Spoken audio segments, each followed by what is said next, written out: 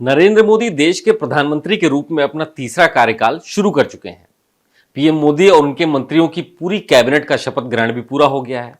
इस सरकार में बीजेपी और दो जरूरी सहयोगियों यानी टीडीपी और जेडीयू की भूमिका बहुत अहम मानी जा रही है, क्योंकि इनके बाद बीजेपी के पास 272 का आंकड़ा अपने बलबूते नहीं है और ऐसे में टीडीपी और जेडीयू की भूमिका काफी बढ़ जाती है।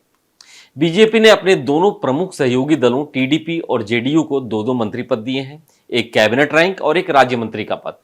पर अभी भी एक अहम सवाल बना हुआ है, आखिर कौन बनेगा लोकसभा का स्पीकर या किस पार्टी के हिस्से में जाएगा लोकसभा स्पीकर का पद। हाल ही में कई रिपोर्ट्स ने दावा किया कि टीडीपी ने लोकसभा स्पीकर पद की मांग की है, पर बीजेपी सूत्रों की माने तो बीजेपी यह पद अपने किसी भी सहयोगी पार्टी को देने के लिए बिल्कुल भी इच्छुक नहीं है। लोकसभा स्पीकर और डिप्टी स्पीकर के पद का चलन अंग्रेजी शासनकाल से चलता चला आ रहा है। पहले इस पद को प्रेसिडेंट और डिप्टी कहा जाता था, लेकिन भारत सरकार अधिनियम 1953 के तहत इसका नाम बदलकर अध्यक्ष और उपाध्यक्ष कर दिया गया। स्पीकर को आप लोकसभा का मुखिया कह सकते हैं, जो कि सदन के हर दिन के कामकाज का अध्यक्षता करता है। इसलिए नई लोकसभा का गठन होते ही सबसे पहले स्पीकर चुना जाता है। लोकसभा स्पीकर मौजूदा मोदी सरकार में कितना महत्वपूर्ण है, आज हम इसे समझेंगे। नमस्कार, मेरा नाम है अभिषेक पांडे और आप देख रहे हैं डेली लाइन एक्सप्लेनर। संविधान के मुताबिक नई लोकसभा की पहली बैठक से ठीक पहले अध्यक्ष का पद खाली हो जाता है। सदन के वरिष्ठ सदस्यों में से एक राष्ट्रपति द्वारा नियुक्त प्रोटेम स्पीकर नए सदस्यों को पद की शपथ दिलाते हैं। इसके बाद सदन के सदस्यों में से एक बहुमत के आधार पर अध्यक्ष चुन लिया जाता है। वैसे तो लोकसभा अध्यक्ष के रूप में चुने जाने के लिए कोई विशेष मानदंड नहीं है, लेकिन संविधान और संसदीय नियमों की जानकारी होना ज्यादा अच्छा रहता है। पिछली दो लोकसभाओं में जिसमें भाजपा का बहुमत था, इस कारण बीजेपी ने सुमित्रा महाजन और ओम बिरला को लोकसभा का स्पीकर बनाया था। पर अब जब बीजेपी के पास खुद का बहुमत नहीं है, तो एनडीए के सहयोगी दल इस पद की तरफ देखने लगे हैं।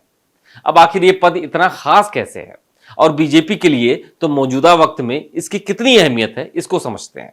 क्योंकि बीजेपी के पास अपना पूर्ण बहुमत नहीं है, यानी अपने दम पर 272 का आंकड़ा नहीं है, इसलिए स्पीकर का पद बहुत महत्वपूर्ण हो जाता है। क्योंकि सरकार को लोकसभा में स्पीकर से बेहतर तालमेल की जरूरत पड़ती है अपने कई काम करने के लिए।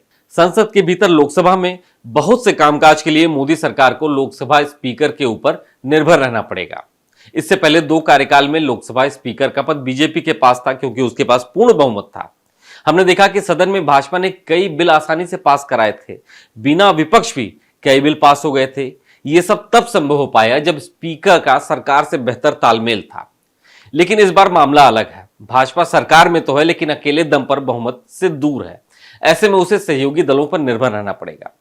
स्पीकर से अगर सरकार का तालमेल ठीक नहीं है या फिर सहयोगी पार्टियों के बीच में बेहतर तालमेल नहीं है, तो काम करना आसान नहीं होता। इसे ऐसे समझते हैं, लोकसभा स्पीकर एक संवैधानिक पद है, उसकी मंजूरी के बिना सदन में कुछ भी नहीं होता। स्पीकर का फैसला आखिरी होता है और सदन में इसकी निर्णायक भूमिका होती है। बहुमत साबित करने के दौरान जब दल बदल कानून लागू होता है, तो ऐसे में लोकसभा अध्यक्ष की भूमिका और भी बढ़ जाती है। सदन को स्थगित करने से लेकर किसी को सस्पेंड करने का अधिकार स्पीकर के पास होता है।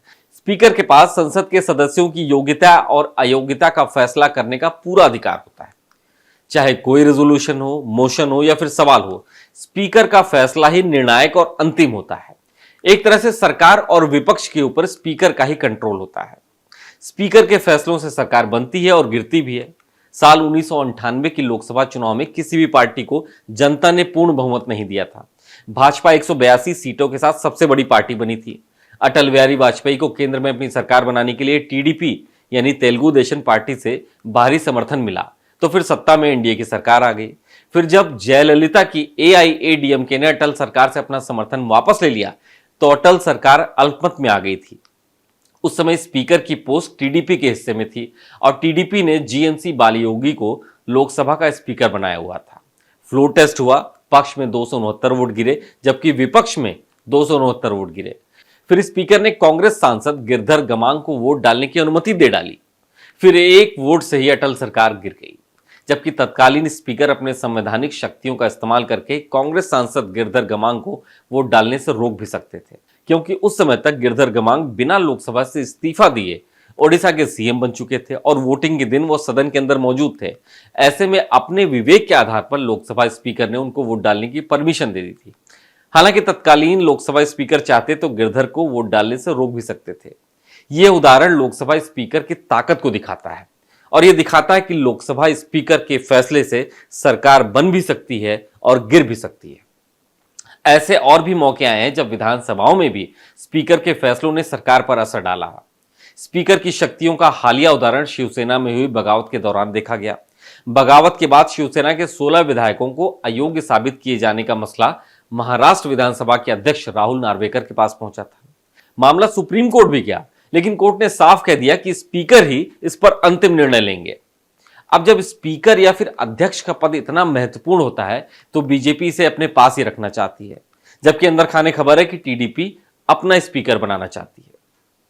तो ऐसे में समझा जा सकता है कि लोकसभा में स्पीकर और राज्यों की विधानसभाओं में स्पीकर का पद कितना महत्वपूर्ण होता है, और इसकी अहमियत और भी बढ़ जाती है जब किसी पार्टी के पास पूर्ण बहुमत ना हो और वो सरकार चला रही हो।